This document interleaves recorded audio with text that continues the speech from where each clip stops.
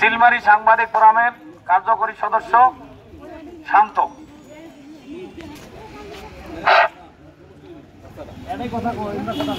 আজকে আমরা যে আন্দোলনের মধ্যে দাঁড়িয়েছি সেটি হচ্ছে অত্যন্ত দুঃখজনক এবং খুব হতাশার একটি কারণ নিয়ে, যে আমাদের 3 উপজেলা চিলমারি, রৌমারী, রাজীবপুরের 7 জন জেলে ভাইদেরকে ভারতীয় বাহিনী দ্বারা গ্রেফতার করা হয়েছে।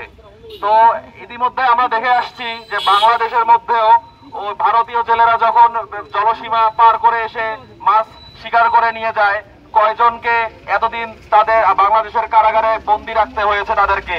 কিন্তু আমরা এখন যেটা দেখতেছি 6 মাস থেকে আমাদের ওই 7 জন ভাইদেরকে কোনোভাবেই মুক্তির কোনো আশ্বাস আমরা পাইতেছি না চিলমারিবাসী।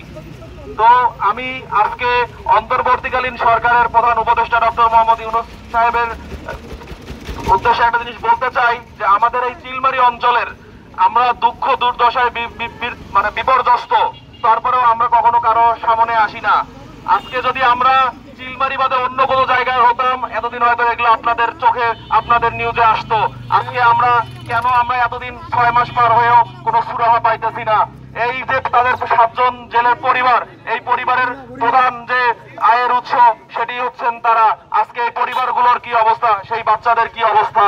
আজকে আমরা আমাদের এই সাংবাদিক ফোরাম এবং চিলমারিতে যত সাংবাদিক বৃন্দ আছেন তাদের মধ্যে বলতে চাই, সবাই মিলে যদি আমরা এই জিনিসটা প্রধান উপদেষ্টা থেকে শুরু করে আমাদের জায়গা মতো আমাদের পৌঁছায় দিতে পারি, আমাদের মন্ত্রণালয় পৌঁছান্ত, তাহলে হয়তো বা আমাদের এটার একটা কোনো সুরাহা আমরা পেতে পারি। আর আমরা যতজন সাংবাদিক বা সাংবাদিক ফোরামের যে সদস্যবৃন্দরা আছেন, সবার উদ্দেশ্যে একটা কথাই বলতে চাই, জনসাধারণের উদ্দেশ্যে, যে আমরা এই আন্দোলনটা, আজকে এই জিনিসটা আমরা বিভিন্ন জায়গায় যেন ছড়িয়ে দিতে পারি এবং আমাদের অন্তর্বর্তীকালীন সরকারের নজরে আনতে পারি। এই বলে আমি আমার বক্তব্য শেষ করতেছি।